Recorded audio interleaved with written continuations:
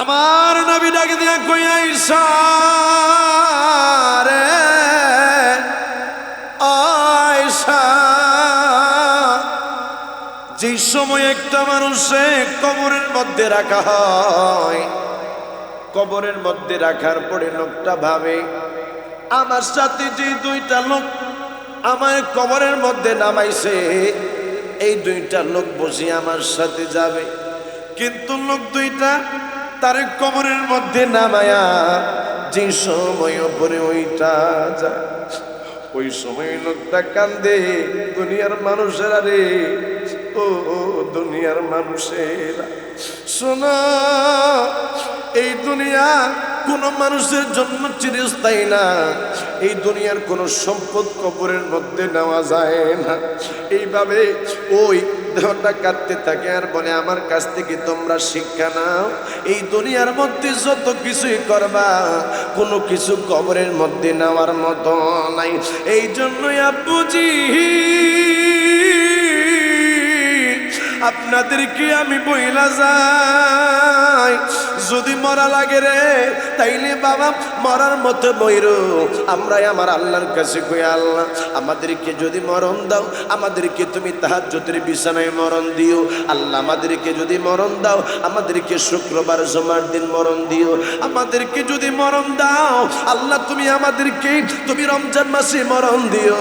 আল্লাহ আমাদেরকে যদি তুমি মরণ দাও তাইলে লাইলাতুল কদরের দিন তুমি আমাদেরকে মরণ দিও। মালিক রে শিয়াল কুকুরের মতো রাস্তাঘাটের মধ্যে ফালায়া মাইরো না। আল্লাহ যদি মরণ দিবা তাইলে মক্কায় বা মদিনায় মরণ দিও। আল্লাহ যদি মরণ দিবা তোমার মায়ের নবীরে দেখায়ও, আজরাইলে দেখায়ও না। কথা কোন ঠিক কিনা?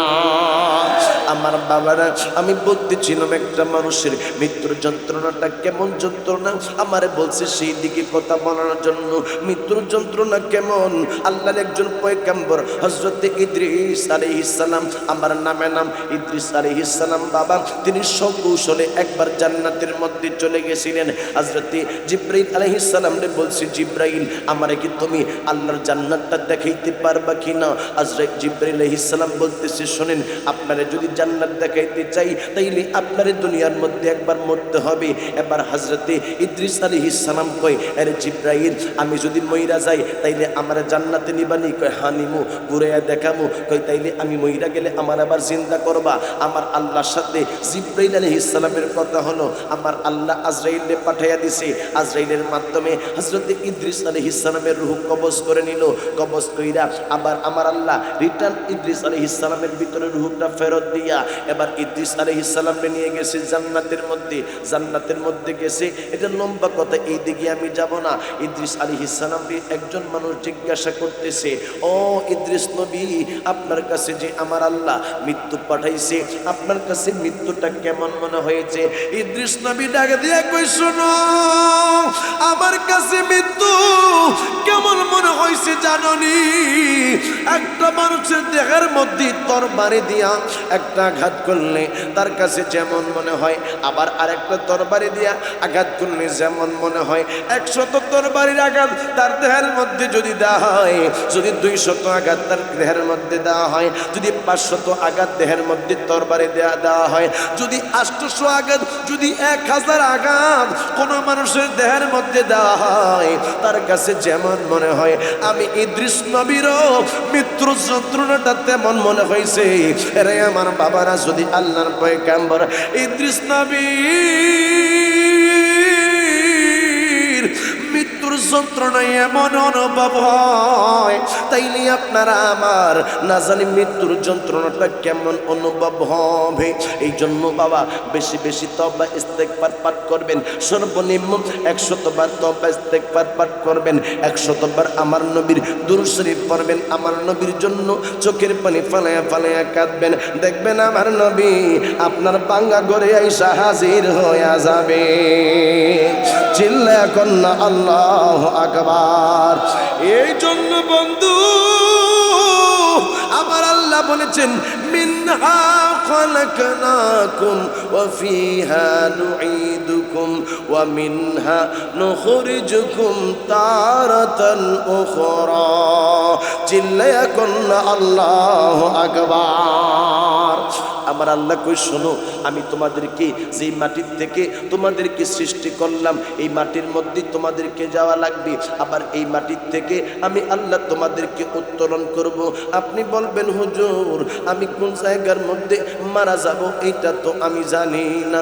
আপনি না জানলে কি আমার আল্লাহ জানে। কই হুজুর আমি কোন জায়গার মধ্যে মারা যাব, এই জায়গার মধ্যে মারা যাওয়ার পিছনে কারণটা কি? যেই জায়গার মধ্যে আমাকে দাফন করা হবে ওই জায়গার কোনো মাটি আমার দেহের মধ্যে আসেনি। হ্যাঁ বাবা, আপনার মায়ের গর্ভের মধ্যে আপনি যে সময় ছিলেন ওই সময় ফেরেশতার মাধ্যমে আপনি যেই জায়গার মধ্যে শুইবেন ওই জায়গার মাটি আপনার মায়ের যে সময় গর্ভের মধ্যে ছিলেন সেই সময় আপনার নাভির মধ্যে ফিটিং করে দেওয়া হয়েছে।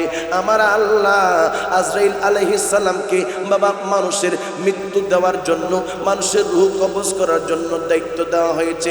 আজরাইল রে তুমি কেন দায়িত্ব নিলা? আজরাইল কই আমি তো দায়িত্ব নিতাম না।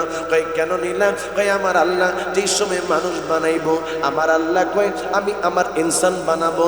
আমার আল্লাহ আদম নবীর বানানোর আগেই দুনিয়াটা বানাইলো।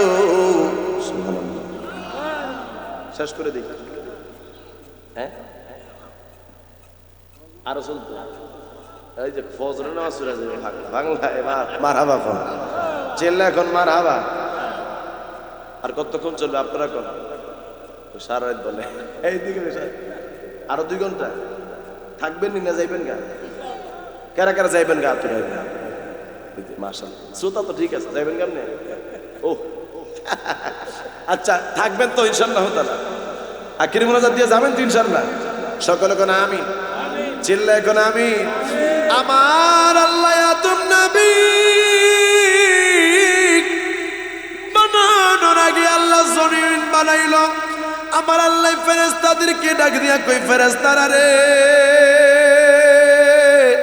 আমি আল্লাহ দুনিয়ার মধ্যে মানুষ বানাবো, দুনিয়ার থেকে কিছু মাটি আনা লাগবে। আমার আল্লাহ ডাক দেয় জিবরাইল রে জিবরাইল তুমি যাও জমিন থেকে কিছু মাটি নিয়ে আসো।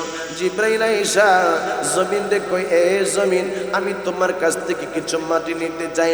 জমিন ডাক দিয়ে কই আজরাইল আরে জিবরাইল তুমি আমি জমিন থেকে মাটি নিতে পারবা না। জিবরাইল আলাইহিস সালাম ডাক দিয়া কই মাটি রে আল্লাহর কস আল্লাহ মানে বলছে তোমার কাছ থেকে মাটি নেওয়ার জন্য। হযরত জিবরাইল আলাইহিস সালামকে এই জমিনের মাটি ডাক দিয়া কই শোনো আল্লাহর কসম আমি তোমারে দিলাম আমার কাছ থেকে তুমি কোনো মাটি নিয়ে যাইও না। হযরত জিবরাইল আলাইহিস সালাম আমার আল্লাহর দরবারে চলে গেছে। মাবুদ গো আল্লাহ তোমার এই মাটি আমারে কসম দিয়া বলছে তার কাছ থেকে যেন মাটি আমি না আনি। আল্লাহ এখন কি করব? আল্লাহ কই তুমি দাঁড়াও। আমার আল্লাহ ডাক দিছে আরে ইসরাফিল যা যা তুই জমিন থেকে কিছু মাটি নিয়ে আয়। ইসরাফিল আলাইহিস সালাম মাটির মধ্যে আসছে, মাটি নিবে, জমিন থেকে মাটি কালেক্ট করবে। জমিন ডাক দিয়া বলতেছে আরে মিকরাইল তুমি আমার কাছ থেকে কোনো মাটি নিও না। যাতে মিকরাইল আলাইহিস সালাম বলতেছে আল্লাহ কইতেছে তোমার কাছ থেকে মাটি নেওয়ার জন্য। কই আল্লাহর দোহাই দেই তোমারে কইলাম তুমি আমার কাছ থেকে মাটি নিও না। মিকরাইল আলাইহিস সালাম চলে গেছে। মিকরাইল যায় কই আল্লাহ তোমার এই জমিন আমারে তো মাটি দেয় না। আমার আল্লাহ ডাক দিছে ইসরাফিল রে আয় রে আয় তুই কিছু জমিন থেকে মাটি নিয়ে আয়। এই জমিনের মধ্যে হযরত মিকরাইল আলাইহিস সালাম চলে আসলো, ইসরাফিল আলাইহিস সালাম চলে আসলো। ইসরাফিল আলাইহিস সালাম ইসলাম জমিনের মধ্যে হাত দিবে। ইসরাফিল আলাইহিস সালাম রে মাটি কই আল্লাহর দোহাই দিয়া কই আমার কাছ থেকে কোনো মাটি নিও না। এবার চলে গেছে ইসরাফিল আলাইহিস সালাম। কই পাঠাইলা কই পাঠাইলা তোমার জমিন আমারে তো মাটি আনতে দেয় না। আমার আল্লাহ কয় আমি জানি তোরা পারবি না। আমার আল্লাহ ডাক দিয়া কই আজরাইল আজরাইল তুই জমিন থেকে কিছু মাটি নিয়ে আয়। এমন মরুন মাওলা তুমি। আপনারা বলতে চান কি চান না? নাকি গুনাহ হবে? নাকি গজল গেলে অসুবিধা হয় আপনাদের? এমন মরুন মাওলা তুমি সকলে এমন মরুন মাওলা তুমি আচ্ছা একটু টেক্সট হয়ে যাক, আপনারা বাসের এদিক থেকে একটু আওয়াজ দেন, কাদের আওয়াজ বেশি দেখি।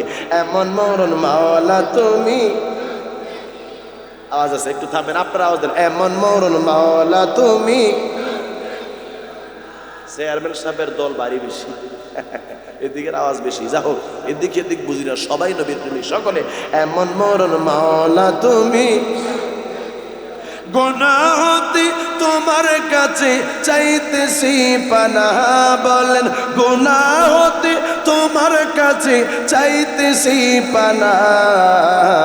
এমন মরণ মাওলা তুমি, এমন মরণ মাওলা তুমি, যে মরণ হওয়ার আগে ছাড়তে হবে ঘর।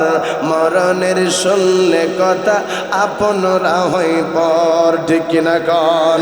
যে মরণ হওয়ার আগে ছাড়তে হবে ঘর। মরণের শুনলে কথা আপনরা হয় পর। যে মরণ হওয়ার আগে চিকিতে সামলাই, রেখে আমায় জেলখানাতে সাপ যাবে পালায়। মাবুদ শেষে দেখাটা মা বাবা সন্তানেও দেখে না, বলেন শেষে দেখ তানেও দেখে না। এমন মরণ মাওলা তুমি, এমন মরণ মাওলা তুমি, যে মরণ লাশ হলে কেউ চায় না গোসল দিতে। আসে না ছেলে বাবার কফিন কাঁধে নিতে। কথা কন না বাবা, ঠিক কিনা? হইছে করোনা ভাইরাস হয়েছিল, পোলাই যায় না বাবার কাছে, বাবাই যায় না ছেলের কাছে, জামাই যায় না বউয়ের কাছে, বউ যায় না স্বামীর কাছে। হয়ে গেলে যদি আমার করোনা হয় বিরাট সমস্যা। এই জন্য বাবা কবি এইভাবে সুন্দর করে লিখতেছেন, যে মরণ লাশ হলে কেউ চায় না গোসল দিতে। আসে না ছেলে বাবার কফিন কাঁধে নিতে। জানাজা দাফন কাফন ভাগ্যে যদিও হয়, মানবতার ফেরহিওয়ালা সেটাই অসহায়। এই পাপীদের কঠিন ইমতিহানে ফেলো না, বলেন এই পাপীদের কঠিন ইমতিহানে ফেলো না। এমন মরণ মাওলা তুমি, আওয়াজ দিয়ে এমন মরণ মাওলা তুমি, গুনাহ হতে তোমার কাছে চাইতেছি পানাহ। মালিক গুনাহ হতে তোমার কাছে চাইতেছি পানাহ। এমন মরণ মাওলা তুমি।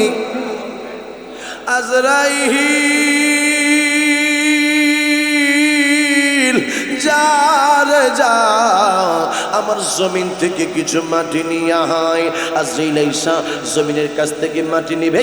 জমিন ডাক দিয়া কই, খবরদার স্পর্শ করবি না। কই কেন স্পর্শ করব না? কই আমার আল্লাহ আমারে পাঠাইছে। কই আল্লাহর দোহাই দিয়া কই আমার কাছ থেকে কোনো মাটি নেওয়া চলবে না। আজরাইল কই বাউতাবাজি চলবে না। তুমি যে আল্লাহর দোহাই আজকে আমারে দিছো, এই আল্লাহ আমারে কইছে তোমার কাছ থেকে আমি মাটি নিয়ে যাইতাম।